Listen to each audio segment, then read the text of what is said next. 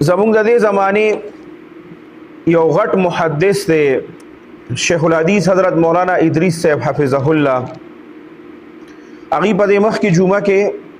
په بیان کې څه خبرې کړې وې، هغه تاسو ټولو ته د هغې په باره کې به پته وي. نو په هغې باندې چې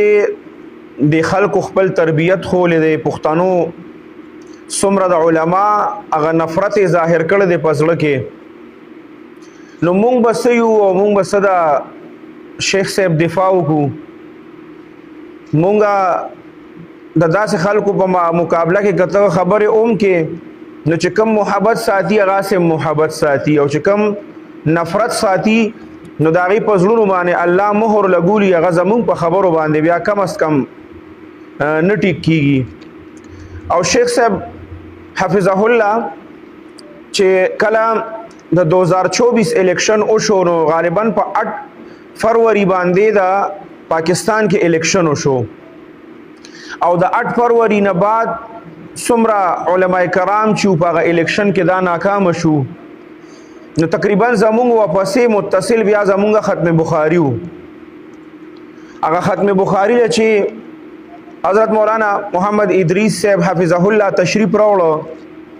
نو اول چې په کم نجی مجلس کې ناستو په هغې کې هم دغه خبرې اترې وشوې، او بیا چې دلته کلام په سټیج باندې کېناسته او دا ټول بلا رشو دومره رشو په هغه ختم کې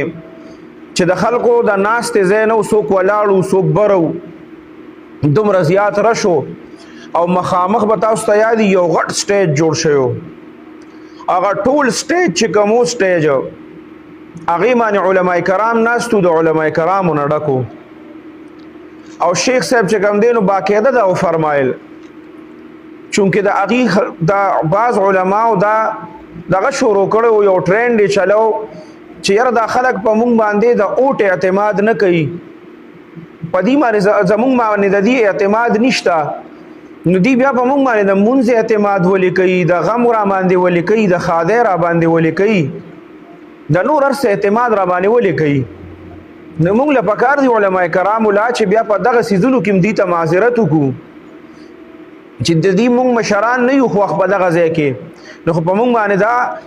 او دا ځکه دی چې دا کار بل څوک کولی نشي، نو دا په مونږ باندې کوي. او د هغه کار دپاره چې نور څومره دنیادار خلک او څومره فاسق او فاجر راټول شوي، نو بس د هغې مرسته کوي.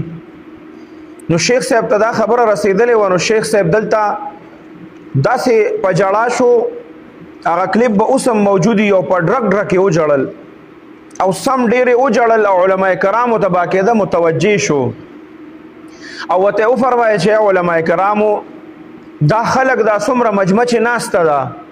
په زرګاو خلک مونږ ویني مونږ ګوري مونږ اوري، دا خلک خو نه پوهېږي، دا که په تاسو پسې خبرې کوي، دا که په تاسو پسې کنزل کوي، تاسو کم از کم علم والی، تاسو داسې مه کوئ. او یو ماشوم چې څنګه جاړي که نه، یو ماشوم داسې شیخ صاحب په ډرک ډرک په سټیج د پاسه وجړل، او علماء کرامو ته دا خبره ډېر په مینت او په زارۍ سره وکړه. نو اوس زه به سیم او زما دفاع به سي چې زه د شیخ صاحب دفاع وکړم،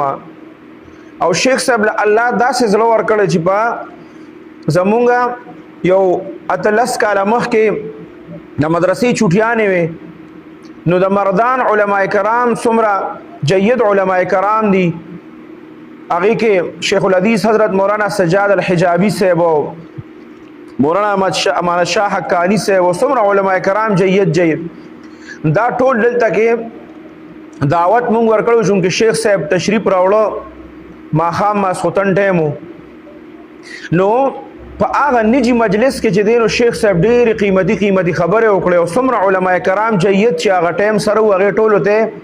اجازت حدیث ورکړو، او باقاعده هغه حدیث چې و نو هغه شیخ الحدیث حضرت مولانا سجاد الحجابي صاحب تلاوت کړ هغه حدیث، او ټولو علماء کرامو واورېده. په هغې کې شیخ صاحب دا یو قیمتي خبره ډېره زیاته، ټولې قیمتي خبرې وې، خو دا خبره یې پکې ډېره زیاته قیمتي وکړه چې شیخ صاحب ته الله نن دا کم قبولیت ورکړی دی، لکه په داسې دا سروې مطابق تر اوسه پورې چې څونه سروې شوې ده، نو څونه مدارس چې غټ غټ دي زمونږه د اهل سنت والجماعت په هغه کې 1500 زر 1200 سوال 1500 طلبه کرام دي د دور حدیث او شیخ صاحب چونکه حدیث دو ځای پڑھاوي یو په دارالعلوم حقانیه کوړه خټک کې پڑھاوي نو التم 1514 تعداد التمی او جامعہ نعمانی عثمانزی کې پڑھاوي التم 1500 تعدادی دور حدیث کې نو دو ځای پڑھاوي نو په یک وخت تقریبا 300 د پاسه 3000 د حدیث طلباو ته هغه حدیث پڑھاوي نو دا دونه قبولیت چې الله ورکړي دي نو دا اصل نه دی ورکړي والا نو هغه او فرمایل چې زبا کېده تلې ما زبط لم او ما به د خانه کعبه دا غلاب نیو د خانه کعبه غلاب به میونی و ما به د الله نه سوال کو چې یا الله زما د ازله چې کوم دی دا د دې خلکو د حسد او د بغض نه خالی کې چې زدا زما په ازله کې دا بغض او حسد د سره رانی شي چې ير دا پلان کې عالم چې دی دا وګوره د حدیث پڑھاوي د سره دومره تعداد دی د سره دومره تعداد دی او دا پلان کې چې دی دا سه او دغه بغض او حسد او هر قسمه بغض او حسد که عوام دي که خواص دي څوک دولت والدي چاله الله دولت ورکړي دی وي ما به الله نه دا دعا کوله چې زما د زړه حسد او بغض نه صفا کې وي زما د زړه حسد او بغض نه مکمل صفا دي نو د دینه بعد کدا کوم کسانو کړي دي خپل نقصان کړي یاد ساته د شیخ صاحب دومره رته برابر چې داستن